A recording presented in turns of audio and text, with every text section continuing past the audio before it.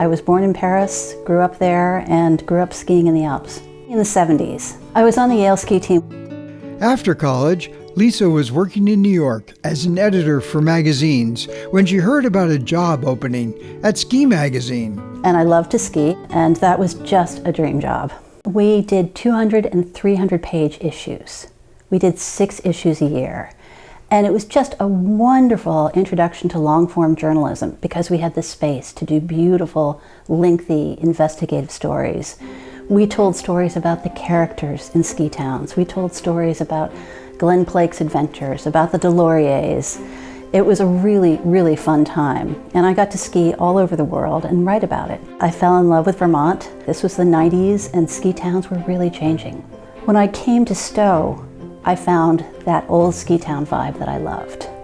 You could afford to find a room, and I watched over the 4 or 5 years that I was at Ski Magazine as that shifted, and how suddenly ski towns were becoming extremely popular and somewhat unaffordable. So I bought what was at the time the cheapest house in Stowe, a little cabin way up in Nebraska Valley, and I could ski out my back door. When 9/11 happened, publishing in New York just shut down. Lisa landed on her feet as editor-in-chief of Islands Magazine, moving to Santa Barbara, California. Then, unfortunately, that was too good to be true, and that magazine was sold and moved to Florida. At the time, Eating Well magazine, based here, was looking for an editor-in-chief. I still had my little cabin up in Stowe, came back. After Eating Well, I went to be the Commissioner of Economic Development for the state of Vermont. In 2012, Lisa married Middlebury publisher Angelo Lynn. He owned Vermont Sports, the Addison Independent, Vermont Ski and Ride, which was a newspaper, and the Mountain Times. But Lisa was still working in Montpelier while living in Stowe. And never seeing my new husband. He said, hey, why don't you come down and join my publishing group?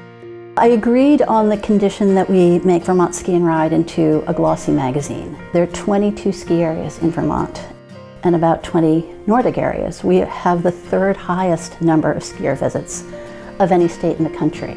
And they're looking for things to do. They're looking for things to buy. A very good audience for us and for our advertisers as well. We are the largest outdoor magazine in New England. We print 25,000. Which we distribute. And with what's happening now in national magazines, we're one of the larger ski magazines in the country. Every single issue gets turned into a digital edition, and that's up on our website. We did an all-women's issue a few years back. In our sister publication, Vermont Sports, we devoted an entire issue to access and ability, which was looking at what's being done for people with disabilities and all the different opportunities there are around Vermont. We did stories on mountain town cheese creameries.